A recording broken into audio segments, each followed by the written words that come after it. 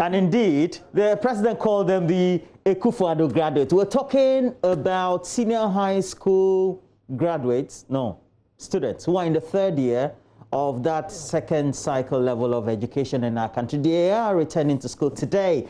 And we've been bringing you a lot of conversation as to how the schools were prepared to receive them. But today is the actual date or day that they're making entry into the gates of their schools. We want to take you to the central regional capital of Cape Coast, where we call it the cradle of education right here in Ghana. And we have Richard Kojo Nyarko going to give us what the atmosphere is in many of the schools that he's already visited and where he is currently. Good morning to you, Richard Kojo Nyarko. Good morning, Richard. Yeah, I could hear some birds chirping in there, but ultimately it also means that the atmosphere is ripe. We're just bringing to you what the sights and sounds are. Richard, good morning to you. Yeah, the rains are not good. The weather is a bit bad, and ultimately it gets to affect internet connection in Ghana. But we will again get on this. If we can't get him on Zoom, we have to establish him on phone. We'll do that because we need to get to this issue, get to have some discussion on it. We're trying as much as possible to also get on the line officials, if not the leadership of the Ghana National Association of Teachers, possibly the National Association of Graduate Teachers before we call it a morning on the AM show. But even if we're not, we have news decks. We also do have JN Today, and ultimately we'll all get educated on what is happening countrywide. But it is the start of the school. We'll bring you what the Minister of Education said when he first supervised yesterday, that's on Sunday, the licensure examinations that took place at the St. Louis Training College. But before we bring you that insight, let's go to Richard Kojo Nyarko live from Cape Coast. Richard, good morning to you. Now, what's the atmosphere like? We have many schools in Cape Coast, in and around Cape Coast as well.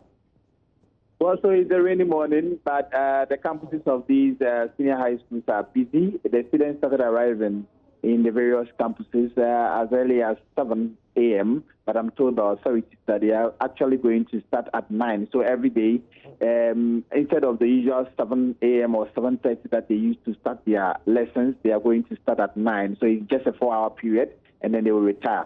The essence of that is that they want them to eat from their dormitories before they come. So when they come, there will be no need for them to go out to buy anything. And then they have also barred people from selling on the campuses of the various senior high schools. I'm currently at the University Practice Senior High School, very close to the University of Cape Coast, where I've seen a lot of the students coming.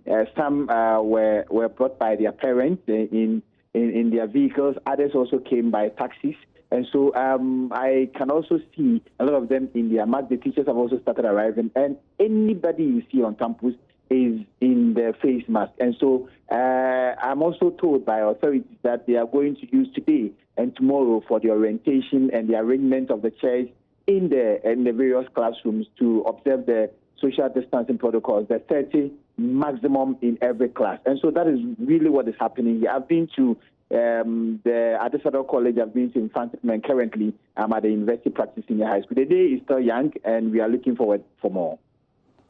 But ultimately, it means that we need to have an expectation of what usually the sites are when it comes to students making entry into school. Usually, what would have been the practice, and what we should be expecting today? What usually is the practice? So usually, if the students are supposed to come to school, the reopening is today, the boarders would be arriving a day before the actual reopening to put the place in order to get set for the following morning's activities. When I went to their boarding house, they have a hostel, and so they treat it as a boarding. So it is assumed that all of the students here would be accommodated on campus because of their number. It's not a full school that is in session, but that is what usually happens. The teachers come, and usually on the first day you will not see so much of an activity. They use the day in preparing the campus for the start of academic activities. And so usually that would have been the case. But now I've seen the students bringing out some of the tables and chairs, and then the teachers are supervising them. But we expect classes to be starting from 9, you say?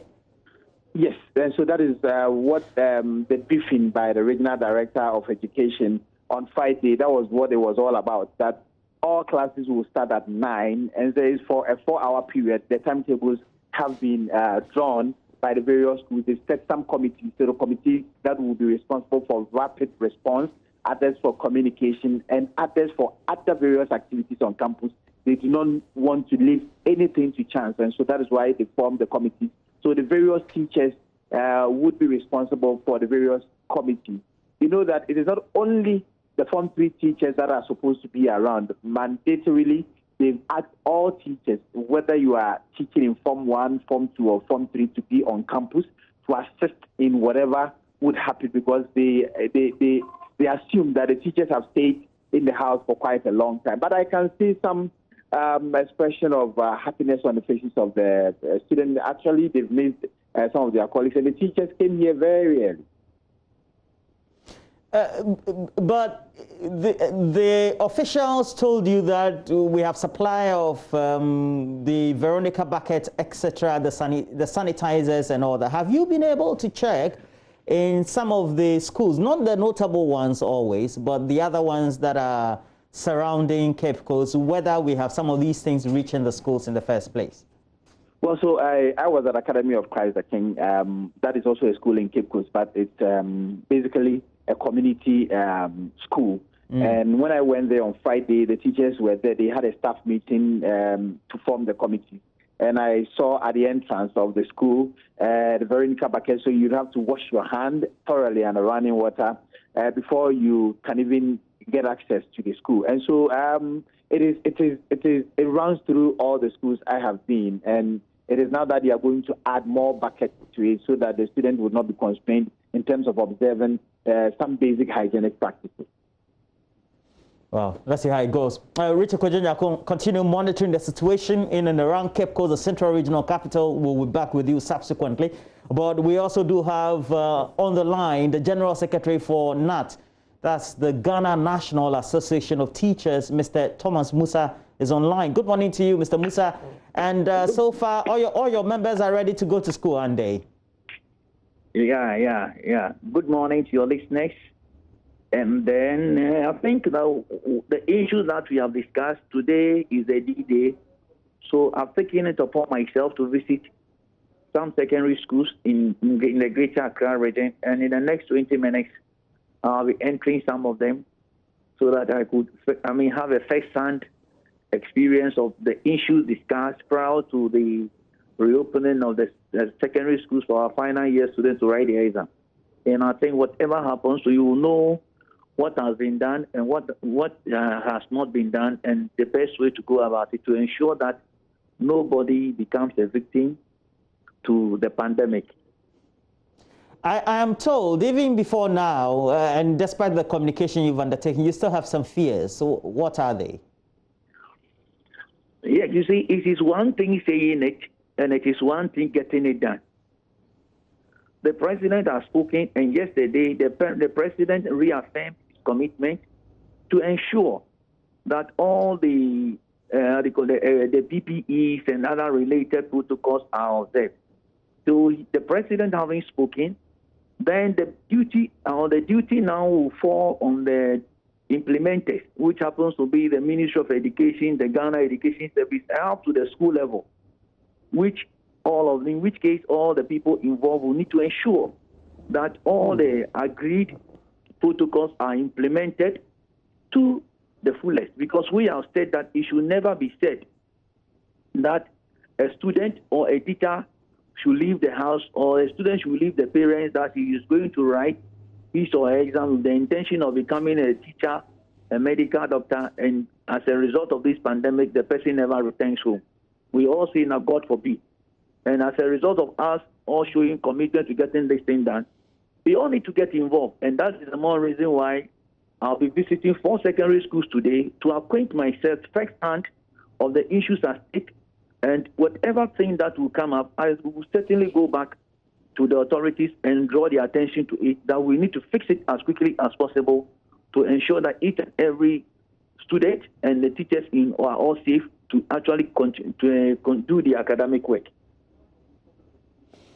Well, we'll see how that goes. But before we wrap up this conversation, ultimately, you may have negotiated some allowances or not, or some RICS allowances to be paid, or you have not?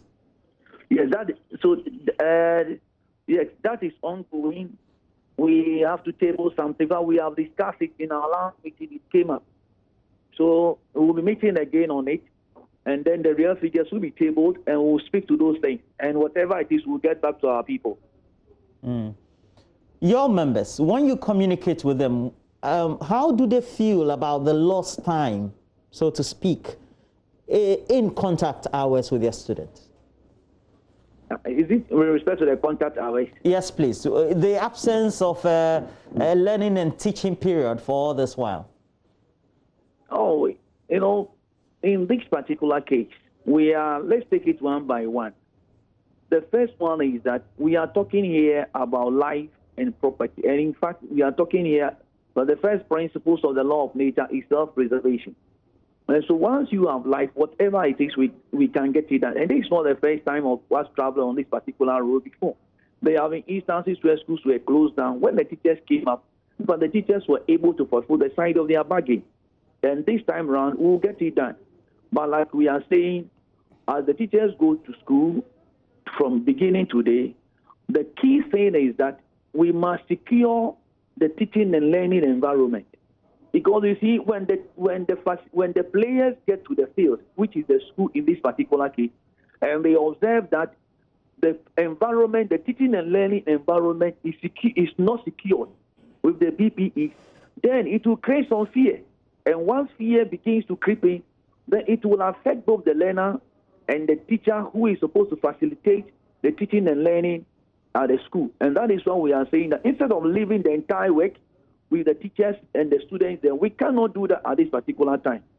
We, the union, the parents, and the media, we all need to get involved. That wherever we identify any challenge or any issue, we need to bring it up. I can tell you, some of our members are scared. They are saying that it is likely that all the promises that have been given will not be fulfilled. But we can also not sit back and say that, look, they should go and it will be fulfilled. So we are also following up to the schools to see whether all the things that we have raised will be fulfilled. If they are not, then we have the cause to raise concerns and let the power that be know that, look, these were the things we agreed on, and they are not being done. So please, we should all get it done. And so that each and every one will be safe. And we repeat, let it not be said of us that a student left the house to go and learn, or a teacher left the house to go and teach, and the teacher never returned home. I think that should never be said of us. And that's the more reason why we should all be up and doing to ensure that each and every person who has a duty in connection with this particular, in the final year student, we all must live up to expectation. Yeah. Well, thank you very much. Thomas Musa is General Secretary, the Ghana National Association of Teachers, and it's where we have to go to Kumasi.